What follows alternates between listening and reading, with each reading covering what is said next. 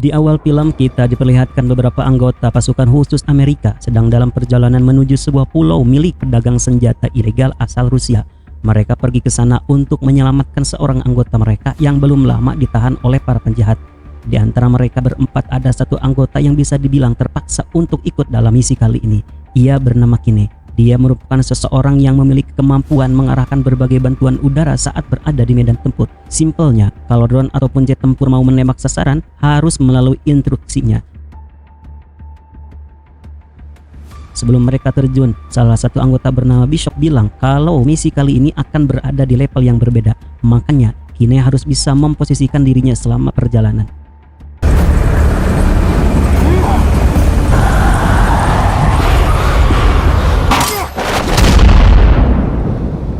Singkat cerita, mereka berhasil mendarat di pulau dengan selamat. Begitu tiba, Kine langsung melakukan kontak dengan dua pilot drone yang berada di markas. Jadi sepanjang jalan, mereka akan dipantau melalui udara. By the way, jarak menuju lokasi target sekitar 10 km dari titik mendaratan. Jadi Kine bersama teman-temannya harus berjalan beberapa jam untuk bisa sampai ke lokasi. Di sepanjang jalan, Kine mulai berkenalan dengan anggota tim lainnya, di mana ia merasa sedikit minder karena teman-temannya adalah pasukan tingkat tinggi yang sudah sangat sering menyelesaikan berbagai misi khusus. Step up your game.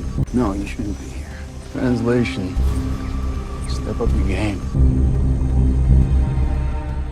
Anyway, setelah perjalanan beberapa lama, tak terasa mereka berhasil tiba di pinggir markas musuh. Terlihat ada banyak penjaga bersenjatakan lengkap. Di lain sisi, misi ini fokus untuk menyelamatkan Sandra dan bukan untuk membunuh siapapun kecuali terpaksa. Makanya Sugar sebagai pimpinan tim mengarahkan mereka semua untuk mulai berpencar demi menganalisis pergerakan musuh dalam beberapa waktu ke depan.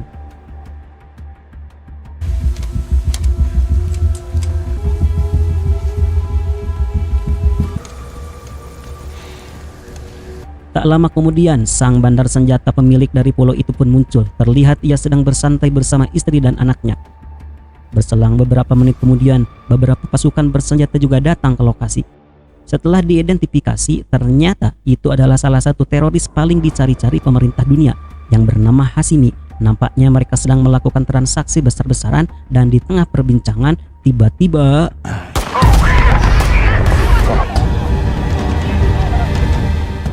kendali pulau langsung diambil alih oleh para teroris. Keluarga sang bandar senjata bahkan langsung dibunuh satu persatu.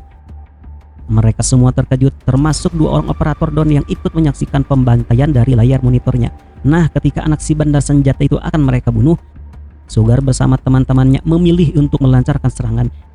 Dimulai dari Bishop menggunakan sebuah sniper dan disusul serangan udara dari drone untuk menutupi asal suara tembakan mereka.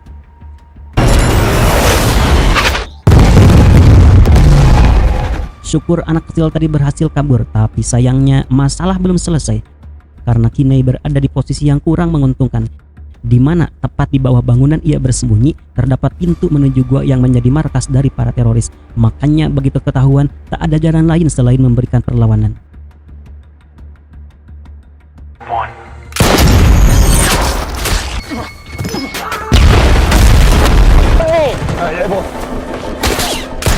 Ketika posisi mereka terbongkar, aksi saling tembak pun tak bisa terhindarkan. Secara skill, mereka semua berada di atas rata-rata. Makanya beberapa musuh yang muncul mampu mereka habisi satu persatu.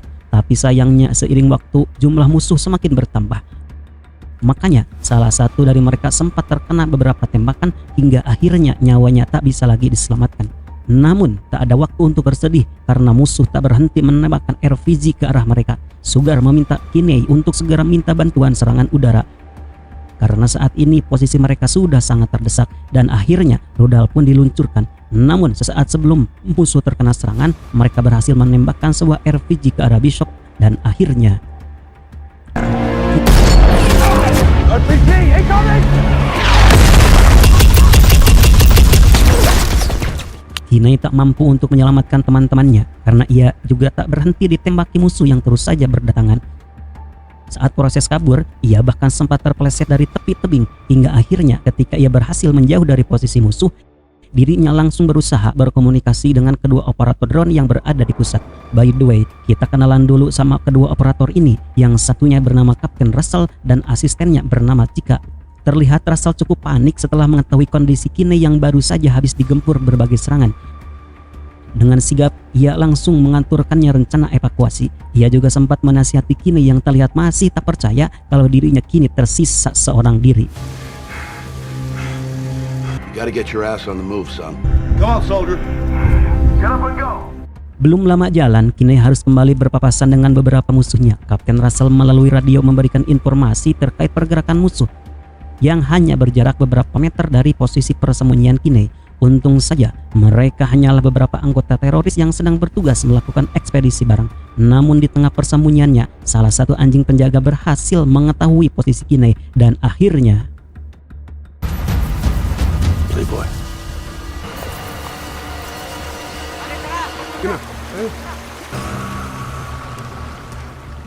untung saja teroris tadi tidak curiga dengan perilaku anjingnya. By the way, titik lokasi penjemputan Kinney berjarak kurang lebih 7 km dari lokasinya saat ini, dan tak terasa hari pun mulai gelap. Sepanjang jalan menuju lokasi penjemputan, Russell dan Kinney pun mulai saling berkenalan. Kebetulan mereka berdua berasal dari satu kota yang sama. Di dalam percakapan ini, sebenarnya film mulai memperkenalkan secara detail sosok Russell yang sudah sangat senior di dunia angkatan udara. Ia bahkan sudah sering menolak berbagai promosi karena jika jadi petinggi militer, dirinya tidak bisa dapat bonus tambahan. Apalagi dia sangat butuh uang untuk membiayai 8 orang anaknya. Singkat cerita, saat tiba di lokasi penjemputan, hari sudah gelap gulita. Walaupun demikian, komunikasi antara Kinney dan pilot heli yang akan menjemputnya sudah terhubung. Di lain sisi, Russell menggunakan pandangan drone juga sudah memastikan area pendaratan mereka clear dari keberadaan musuh. Namun saat Kinney sudah akan dievakuasi, tiba-tiba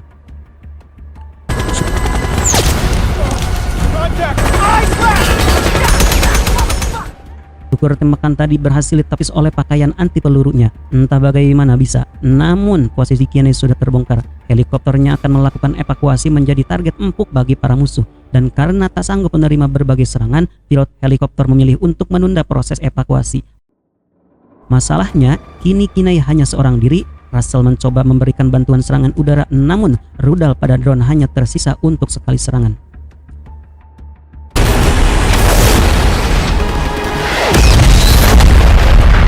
Winchester, I'm out of bombs. Beberapa musuh menyusul ke lokasi. Serangan tadi walaupun menghabisi banyak musuh dalam sekali tembakan, tapi belum berhasil menyapu bersih mereka semua. Maka dari itu, Russell segera meminta bantuan jet tempur. Beberapa kali jet tempur melancarkan serangan udara, mulai dari rudal sampai dengan senapan mesin. Semua serangan itu atas permintaan Kinney, dan bisa dibilang sangat berbahaya karena posisinya sangat dekat dengan titik serangan. Tapi jika tidak bisa mengambil resiko seperti itu, mungkin dirinya kini telah mati di tangan musuh.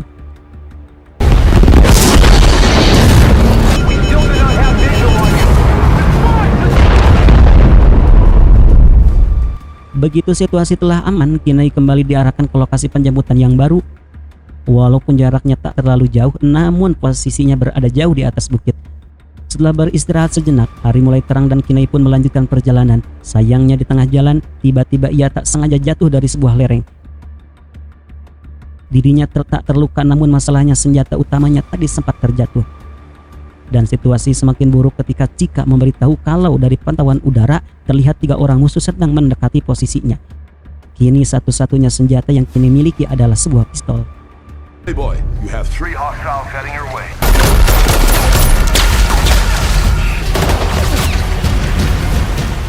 Demi bisa kabur dari kejaran musuh, Kinney memilih untuk loncat dari sebuah tebing.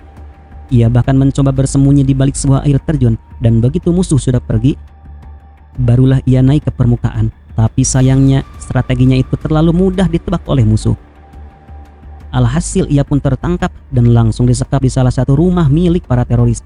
Namun belum lama ditahan, tiba-tiba seseorang muncul untuk menyelamatkannya. Dengan sangat cepat ia berhasil mengalahkan para penjaga, dan orang itu tak lain adalah Sugar, sang pimpinan operasi ini.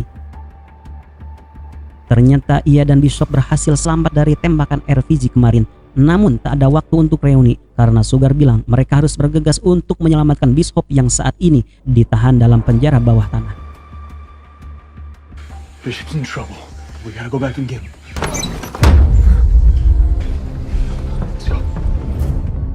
Di lain sisi, sejak Kinney ditangkap oleh para teroris, Russell tak berhenti mencari keberadaannya.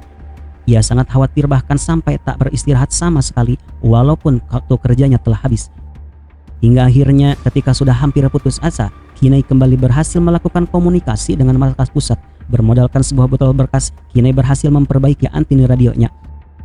Begitu terhubung, Russell segera mengaturkan operasi evakuasi bagi mereka berdua. Namun, Kinai menjelaskan kalau mereka masih harus menyelamatkan Bishop. Tujuan ia menelepon karena ingin meminta bantuan serangan udara. Di mana rencananya setelah mereka berhasil menyelamatkan Bishop, 2 bom dengan daya ledak ringan akan dijatuhkan untuk mengalihkan perhatian musuh. Dan 15 menit setelahnya mereka akan menjatuhkan bom utama untuk menghancurkan gua yang menjadi markas utama bagi para teroris.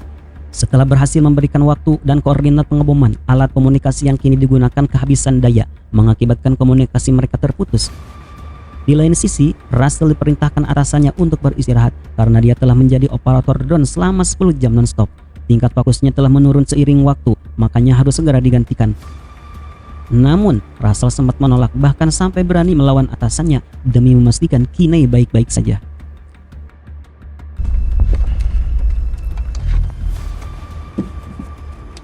Singkat cerita, operasi pun dimulai, di mana mereka berdua mulai masuk ke markas musuh dan menumbangkan penjaganya satu persatu tanpa menggunakan senjata, karena jika suara tembakan terdengar, maka seluruh musuh akan mengepung mereka berdua.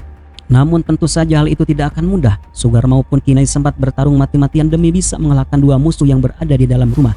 Namun karena terdesak, Kinai pun terpaksa melepaskan tembakan.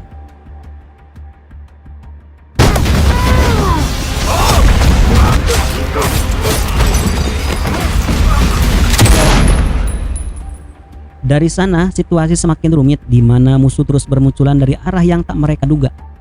Makanya Sugar sempat terkena tembakan. Kinai berusaha melindungi seniornya, tapi dirinya juga harus bertahan dari serangan dadakan. Hampir saja dirinya mati saat adu jotos dengan musuhnya.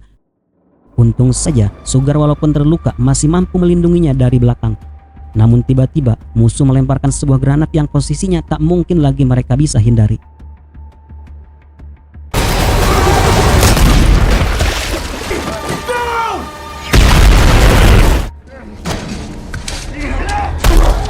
Setelah pakaian mereka dilucuti, Sugar dan Kinai langsung dilemparkan ke dalam penjara bawah tanah. Bishop juga ditahan di tempat yang sama, makanya ketiganya kembali reuni, namun dalam kondisi yang sangat memprihatinkan. Terutama Sugar yang akibat luka pertempuran tadi dirinya sudah dalam kondisi sekarat. By the way, Kinai panik bukan main ketika mereka ditahan di sana, namun bukan karena takut akan disiksa, melainkan karena pesawat pengeboman tak lama lagi akan melakukan serangan. Dan jika itu terjadi, maka gua tempat mereka ditahan akan hancur lebur. Makanya ia mencoba memperingati para penjaga untuk segera memindahkan mereka ke tempat lain. Tapi bukannya mendengarkan peringatan Kinai, para teroris malah mulai mengeksekusi mereka satu persatu, dimulai dari Sugar.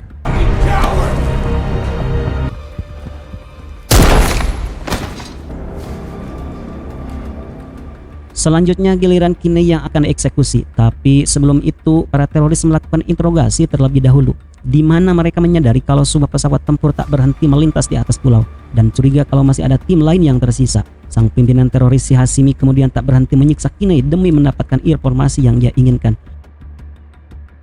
Hingga akhirnya ketika Hashimi merasa dibohongi, ia memerintahkan anak buahnya untuk membunuh Kinai dengan cara ditenggelamkan ke dalam bak air.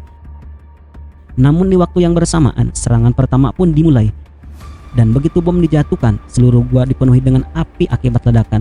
Untung saja Kinai berada di dalam air dan membuatnya berhasil selamat. 2, 1. Jarak dari satu serangan ke serangan lainnya ada 15 menit. Kinai harus bisa segera keluar dari dalam gua jika ingin selamat. Syukur saja, akibat ledakan tadi kebanyakan para penjaga mengalami luka parah dan tak mampu lagi memberikan perlawanan. Oh iya, saat mencari jalan keluar, Kinai tak sengaja bertemu dengan seorang tahanan yang menjadi objek utama dari misi mereka kemarin. Dan tentu belum keluar dari sana, Kinai juga tak mungkin meninggalkan Bishop. Ia pun mencoba kembali ke ruangan tempat tadi ia ditahan, namun di sana terdapat Hashimi yang berhasil selamat dari serangan tadi. Kinai kemudian bersiap membunuh musuhnya menggunakan sebuah machete, namun Hashimi juga sudah siap dengan pistolnya dan akhirnya